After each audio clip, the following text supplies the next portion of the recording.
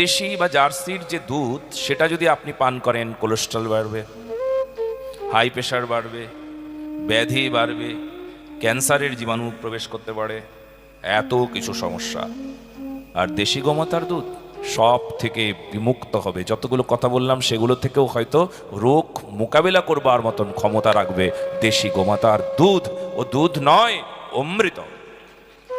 গোমাতা কি, পৃথিবীতে যে কোনো প্রাণী আপনি দেখবেন তার মলমূত্র থেকে জীবাণু তৈরি হয়, আর একমাত্র গোমাতা যার মলমূত্র থেকে জীবাণু নাশক ক্ষমতা তৈরি হয়।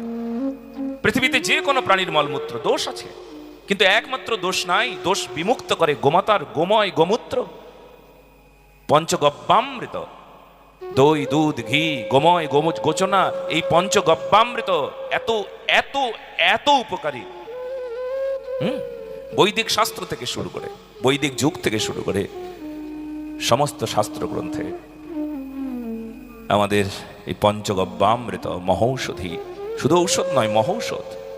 কত রোগের মোকাবেলা করে, এখনো বিজ্ঞান গবেষণা করছে। আমি আপনাদের একটা কথা বলতে পারি, ভবিষ্যৎবাণী দিতে পারি, এই যে আজকাল যে ক্যান্সার নামক মহামারী, এর সঙ্গেও মোকাবেলা করবে গোমাতার গোময় গোমূত্র। আপনারা এটা জেনে নেবেন। গোমাতার সম্বন্ধীয় যে কোনো বিষয়ের সঙ্গে দেখবেন এর সম্পৃক্ত হবে, অর্থে ভবিষ্যতে রোগ মোকাবিলা করবার মতন, এই ক্যান্সার নামক মারাত্মক রোগের সঙ্গে পাঞ্জা লড়বার মতন ক্ষমতা হবে গোমাতা। গোমাতা বলো, গোমাতা কি?